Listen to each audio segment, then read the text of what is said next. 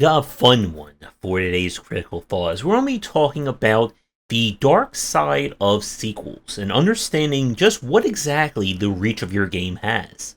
And, as a bit of clickbait, we're going to prove, mathematically speaking, why Elden Ring sucked.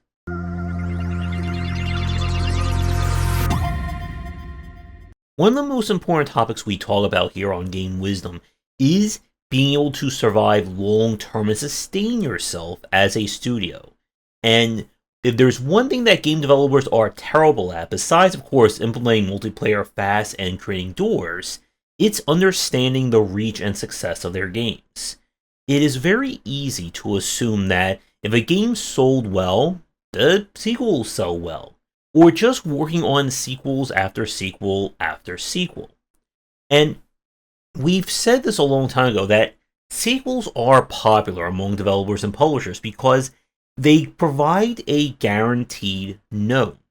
You know how many people bought the first game, the third game, the fifth game in a series, and you can use that to kind of extrapolate out a rough idea of what the market's going to be for the next one.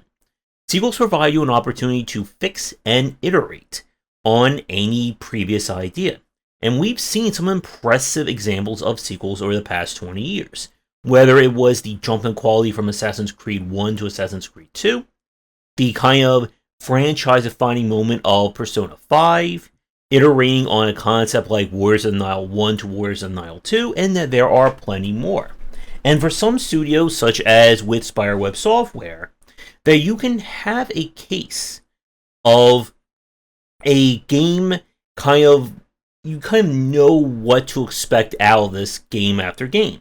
So it becomes very easy to know, okay, people so-and-so like this game, they're going to like the next game in the series. And you can, again, have this kind of guaranteed success, or at least guaranteed profit. However, when we talk about kind of the issue when it comes to understanding sequels and where they become risky, is this idea of just who is going to be the market for that next game. It becomes a chase for a lot of developers to achieve the same high or get even higher with their next game. If my first game sold 100,000 copies, I'll just put triple the money in the next game and it will sell 300,000 copies because that's how it works. And if you think that's the saddest thing we're going to say today, just hold on. We'll be coming back to that point in a few minutes. And a lot of developers have this issue that if you keep putting more in, that it's going to get more interest. But what we've seen is not that case. As we talked about in an earlier piece with Mimimi Games, that they cornered the market on the whole tactical strategy style of design. And Shadow Tactics did really well. But making a better or bigger version of certain genres doesn't mean you're attracting a larger fan base. And it's why you have to be very mindful in terms of what kind of sequels or what kind of the games you're working on. So when we talk about sequels in this respect, there are several points we can bring up. The first one is continued expansion or DLC support. New story missions, new story chapters, stuff like that. Then we could go to stuff like a direct sequel. So this will be, again, improving what worked in the first game and moving on with the second, third, and fourth, such as with the Mass Effects, Assassin's Creed that I mentioned, and so on. Then there are sequels that act more like a franchise, where each game is changing things up. It's evolving what is going on. So this would be stuff like the Final Fantasy games, or what we saw with Darkest Dungeon 1 to Darkest Dungeon 2. And for kind of justifying a sequel, you have to understand, again, who is the market for this? Was it 500,000 people? 50 people? Somewhere in between? And the reason why this is so difficult is that it's so easy for developers and publishers to prop up large numbers. This game sold 2 million copies in 2 weeks. It has 50 million active subscribers month 1. But one of the things that we've talked about plenty of times here is that to measure the success or the long-term viability of a studio and a game property, we have to see what the next game did. We have to get an average of each game's sales and numbers. Because just saying that the first game sold 10 million copies doesn't mean anything if the second game only sold 400,000 copies, 4,000 copies, anything like that. And the one area where all these games tend to fail is understanding what was the success of this game. Who is guaranteed to come back for the next game and the game after that? Because here's the other sad point. If you think you can just take the number of copies sold, and that is a direct one-to-one of the fan base of a game, it is never going to be that. And what we're going to be talking about in the next few minutes is we're going to look at, is there a way to measure an estimated idea as to who is coming back for the next game, or who will be back for the DLC? Because in every circumstance, DLCs will always sell worse than their base games. Unless we're talking about kind of a Game of the Year edition that bundled everything in. And the reason why is that a lot of people don't finish games. They may not even get 50% of the way done. There are people who have quit games within a minute or less. And if those are the people that you are factoring into buying your next game or the DLC, it's not going to happen. And there are many reasons why. So, first off, we can discount anyone who never beat the tutorial or stage 1 of the game. If they're not able to play your game for 10 minutes, 30 minutes, 2 minutes, it doesn't matter. They bought your game day 1, they are never coming back. The next metric is when the real game begins, or when the gloves come off. We've joked before about the real game begins at X moment. But it is in a way true that every game has this specific moment where the gloves are coming off. The tutorials are done, we're not advising the player anymore, we expect the player to know what they're doing, and we're getting out of their way. Some games do that very quickly. For a lot of strategy games, it's, mission 1, or you start your grand campaign. Platformers could take several levels, and so on. The next point that we can kind of talk about people not returning is any difficulty spikes, especially in action games. There's always going to be that boss that acts as a test, that incredibly spiky fight that is going to just churn away a lot of people, as we saw with Armored Core 6 in several cases of that. And if someone didn't make it through that fight, they're not coming back as well. So, with that, or with those metrics in place, we're going to play a little game. I'm resurrecting our completion critiques or our churn rate analysis show. And if people like this, maybe we'll come back to doing it live, and we'll turn this into kind of a Price is Right game show, and maybe we'll have like a reward for guessing things correctly. But it's time to see just what is the kind of minimum range of potential fans a game will have for its sequel or for its DLC. So, let's go with Elden Ring. Before I go to our test here, I'm going to look up on Steam Spy an estimated number of people who played or who bought the game. And this will give you a rough idea as to where your number should be falling in at.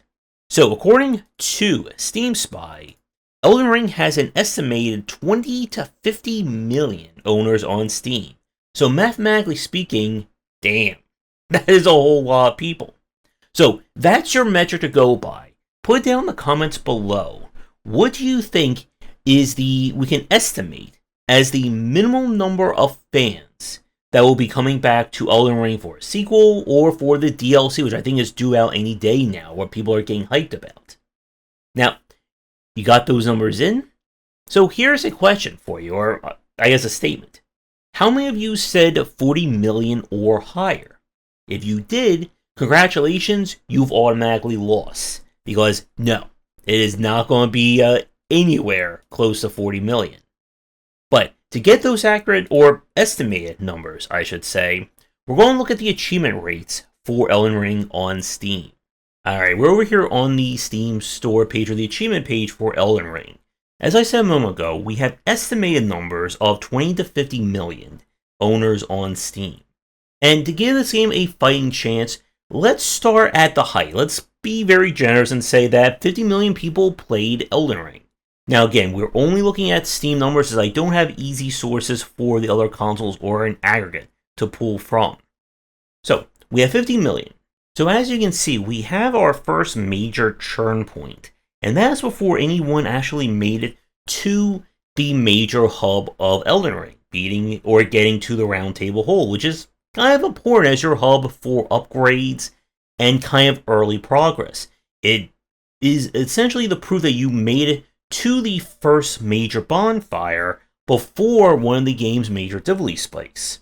So 77.7, which means that 22.3% of the player base immediately checked out within, we could probably say within 30 minutes of play. And for the sake of our math, we're going to round that up to 23. So if we take 50 million, times it by 0.23, we end up with 11.5 million.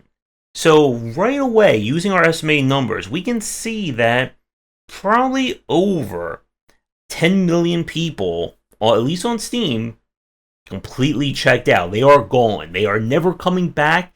The Elden Ring quest is over. They remain maidenless. So of that 50 million, we're now down to, I guess we could say again, on estimate, 38.5 million people, or estimated, of owners. So with that, let's go to our next major churn point, or our next kind of major point where we see a lot of people fail, and that is Market the Fell Omen. This is a very important one because this is kind of the first real test in Elden Ring. So 72.9, and we'll round that up to 73% of the player base managed to clear, which means 27% did not. So if we do the math, at this point, we can say that 13.5 million people did not even get to kind of the first real test or pass the first test. So of our estimated numbers, we are now down to 36.5 million potential fans of Elden Ring. So we lost quite a few. But again, like for the indie developers watching this, I'm sure a few million fans here and there, that's nothing for you, right? But you can see how quickly, when we look at the achievement rates and the churn rates of games, that a player base can just nosedive for any and every reason imaginable. So at 36.5 million fans who did beat the first fight. So we'll do one more little bit of math and then we're going to speed up our little look here. Beating Shardbearer Godric is what we considered to be the kind of real moment of Elden Ring. Once you beat him, the entire northwest continent and all the way to kind of like the main path is open to the player. Now of course, speedrunners, expert players say, well, you don't need to beat Godric. But again, we're talking about the general play or the general progression for many people. And as you can see, 33% of the player base did not manage to beat him. So they did not get to see everything in the entire kind of top half of the map in that case. So if we once again do this math really fast, we can see 16.5 million people, by our estimated numbers, never got to when the real Elden Ring experience started. So if we put that together, we can say, I guess, roughly 33.5 million people are still with us for our great journey into Elden Ring. And again, where we're at in the game space-wise is probably a few hours in, give or take. Now, there are a few things to keep in mind before we kind of speed run through this. There are extra factors in place. First, long games will always and notoriously have more churn than shorter games. For every parent in the audience, let me know the last 5 games that you spent 80 hours or more playing and that you finished down in the comments. But Elden Ring also has with it the prestige factor of playing another From Software game. And prestige for hotly played games is a very real thing. We see this with all the YouTubers and streamers who go to play whatever is the hot new game to get the hot new coverage. And people want to say that they beat so-and-so and they did all that and blah blah blah. But as you can see, even with such high numbers, we lost a whole lot of people, and we're not even, 10% of the way done Elden Ring. So if we go from this metric, now we can see the churn rate stabilize. And we're now in the point where it's just more about progressing through the game. And to be fair, this is exactly the kind of churn rates you want to see in a game. It is very minor of downward turn for each major achievement. Maybe a few points here, maybe less than 1%.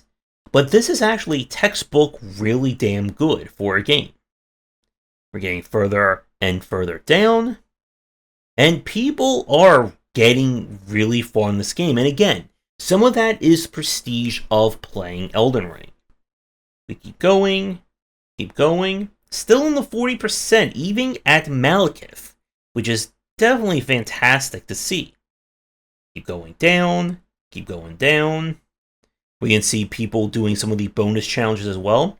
The fact that 35.6% of the players on Steam did beat Melania is exceptional, especially for an optional super fight.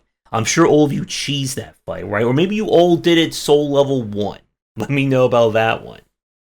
But as we keep going down, we can get to the achievements that actually give us kind of a rough minimal number.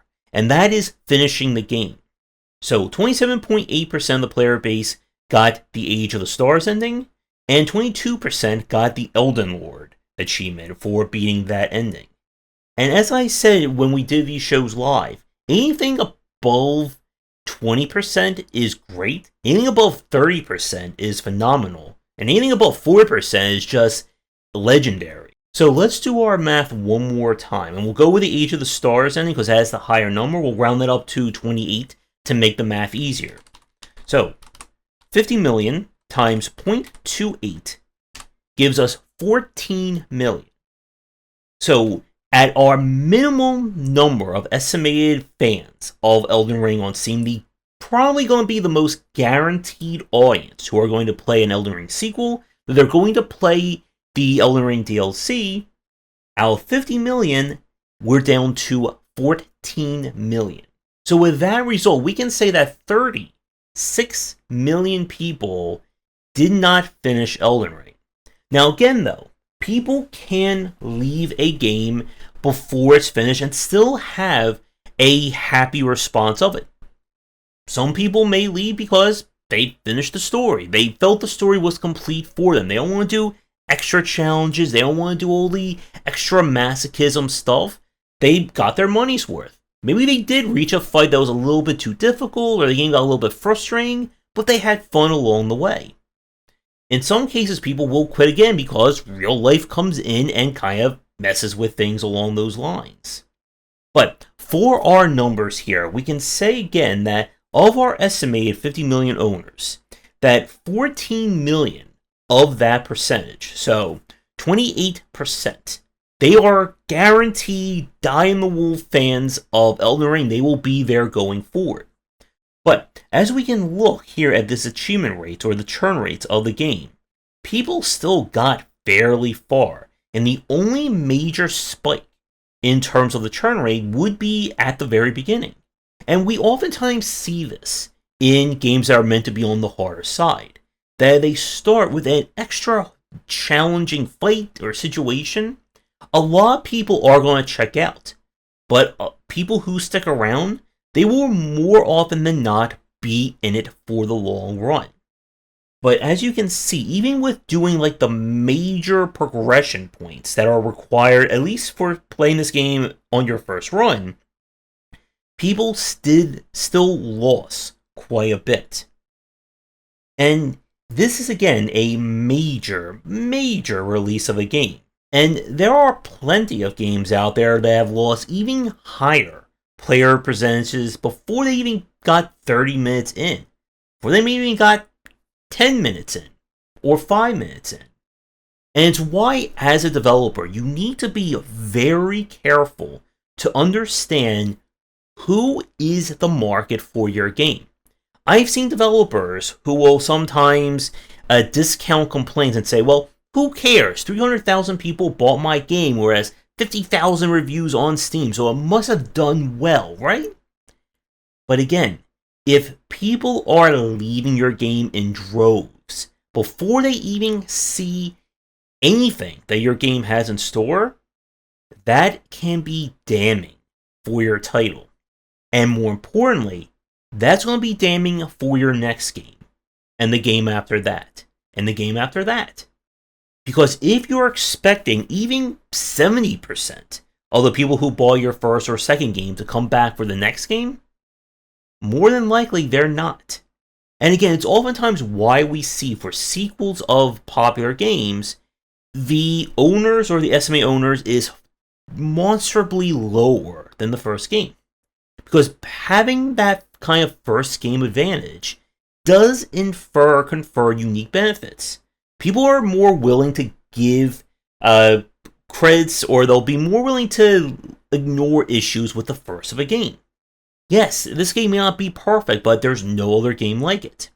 And for other games that come out, that first game will become the benchmark for that specific subgenre or that kind of game. Whether it's with something like Vampire Survivors, Darkest Dungeons, Slay the Spire, FTL, and so on. But when we're talking game number 2, 4, 7, 10, 15, you don't have that benefit anymore. And if people hated game number 3, if they couldn't stand game number 3, they're probably not going to come back for game number 4. Or only the people who manage to get through that will. And it's again why it is very challenging to sustain yourself long term in the video game industry. All it takes is one very bad game to just destroy the goodwill of a studio. And it's why we've seen studios kind of pivot in terms of how they market and approach their games to making their studio as part of the brand rather than just their game. They don't want to be known just as the studio who makes this. They want to be known as a studio that makes a variety of great games. Whether it's companies like Play Entertainment, Kitfox, there's so many other ones that we can bring up that I'm forgetting off the top of my head. But having a good, or should I say amazing portfolio of games under your studio's belt is incredibly important. Because you will have people who will check out genres of games that they may not like if it comes from a studio that they really enjoy. And maybe they like it, maybe they don't. But if they like you as a studio, they will be less likely to not play your next game. Maybe they didn't like this game. Maybe it's just not the genre from them. But then you announce your game after that. Whether, again, like someone like Supergiant Games. Then people get excited about it. They're like, well, I really love this game. It's from the studio that I really love. Why don't I spend lots of money, or why don't I buy this game day one? It's going to be very interesting to see the achievement rates are comparing Hades to Hades 2 when the dust has finally settled. Now, to wrap things up for today's video, understanding what the market is for a game, for a studio, for a type of design is becoming more and more important with each new day and each new year. You don't want to just throw things against the wall and hope something sticks.